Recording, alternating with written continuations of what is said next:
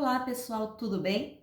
Espero que sim. Meu nome é Carla Moreira, sou psicóloga clínica, trabalho com atendimento online. Hoje eu vim bater um papo com vocês sobre o transtorno bipolar de humor ou transtorno afetivo bipolar, como também é conhecido. Esse é um assunto interessante, porém muito desafiador.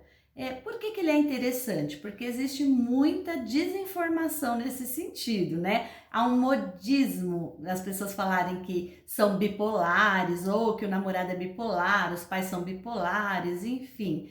E por que desafiador? Porque é extremamente difícil fazer um diagnóstico de transtorno bipolar de humor, por paradoxal que pareça.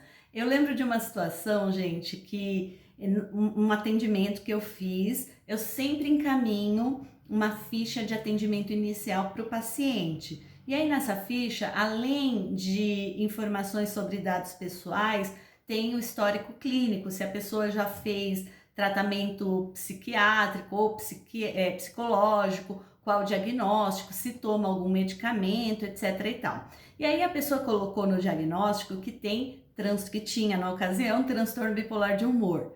E aí eu me preparei para atender uma pessoa com esse transtorno. E aí eu vi que faltavam algumas informações e na primeira sessão, e aí, como é que tá? Me diga, como é que foi esse tratamento que você fez? Quanto tempo durou?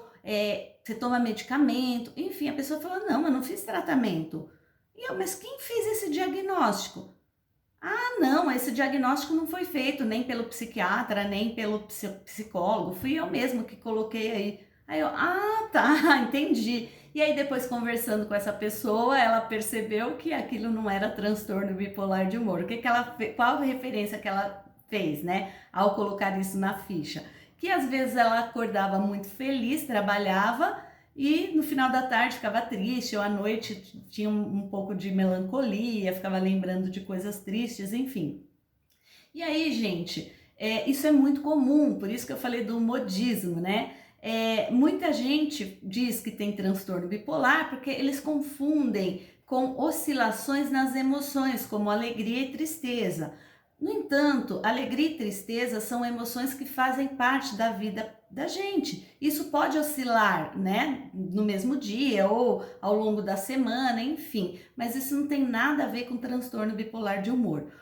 As pessoas que têm transtorno bipolar de humor têm uma maneira diferente, principalmente quando estão em crise, de perceber aquilo que acontece à sua volta. A principal característica do transtorno são oscilações entre a mania, que é euforia, e depressão, né? São polos extremos, né? Por isso o nome transtorno bipolar de humor. E o diagnóstico é muito desafiador porque eu posso ter uma crise hoje e demorar anos para ter outra crise. Então imagina, não é por conta de uma crise que você vai diagnosticar uma pessoa com esse transtorno. E durante, né, no período entre uma crise e outra, a pessoa pode ficar assintomática. E também não dá para determinar, olha, vai demorar um ano para ter outra crise, ou vai demorar meses, semanas, enfim, isso é muito relativo, tá? Elas podem ser leves, moderadas ou graves. As crises leves, isso não prejudica muito o dia a dia do indivíduo, mas as crises moderadas já interferem negativamente no trabalho, na concentração, nas relações pessoais, nas relações afetivas, e nos casos graves, gente, é preciso que haja hospitalização e algumas vezes até internação. As informações são vagas, ainda falta muita informação nesse sentido, mas eu encontrei uma fonte que dizia que a cada 70 pessoas uma tem transtorno bipolar. Já outra fonte indicava que aqui no Brasil, cerca de 4% da população tem transtorno bipolar de humor. E ela se manifesta de maneira equivalente tanto em homens como em mulheres. Só que o que acontece é que nos homens, via de regra, isso aparece mais cedo, entre os 15 e 25 anos, em mulheres entre 25 a 35 anos.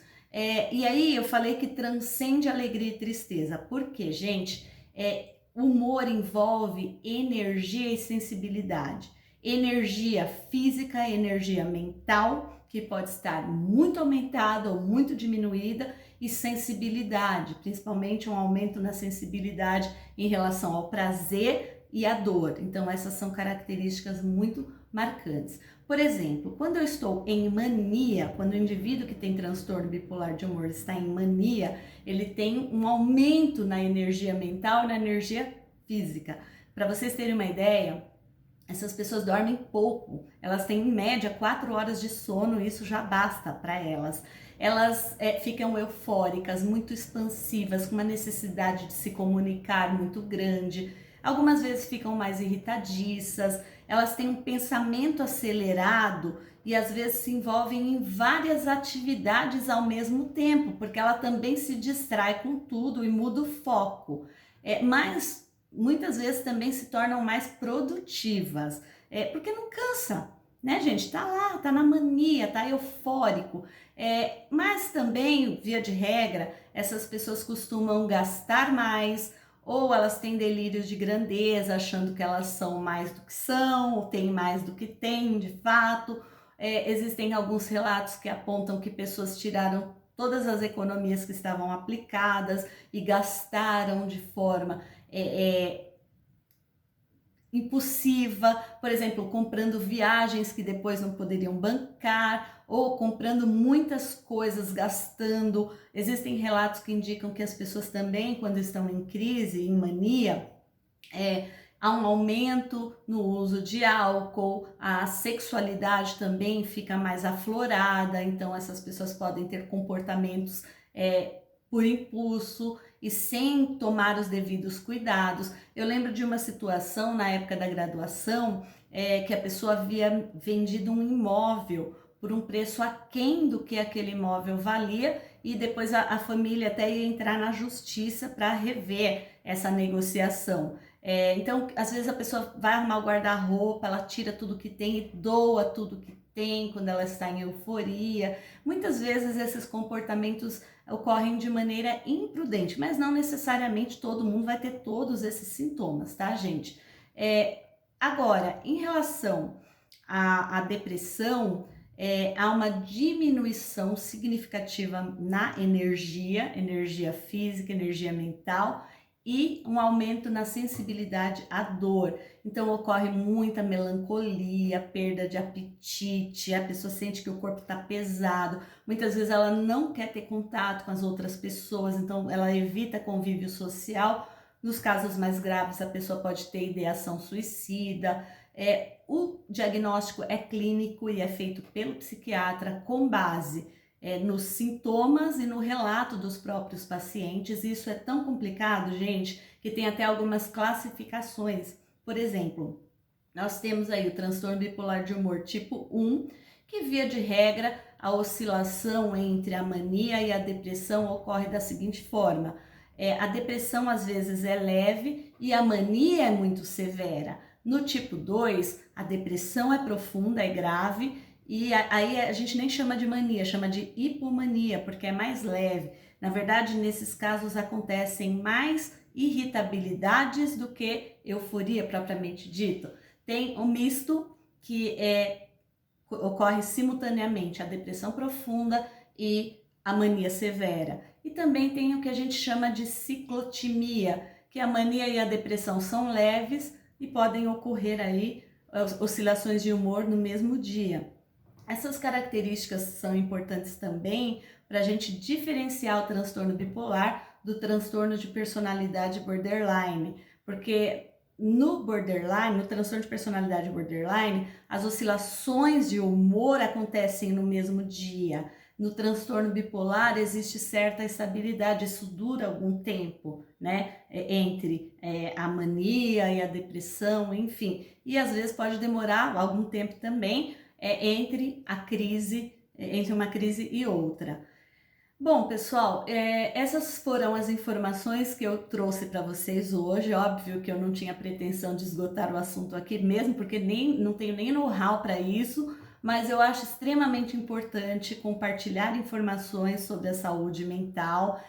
Eu acho importante também desmistificar esse modismo que existe em relação ao transtorno bipolar de humor, E lembrando também que agora estou no YouTube. Se você gostou desse vídeo, por favor, dê um like, se inscrevam lá no canal.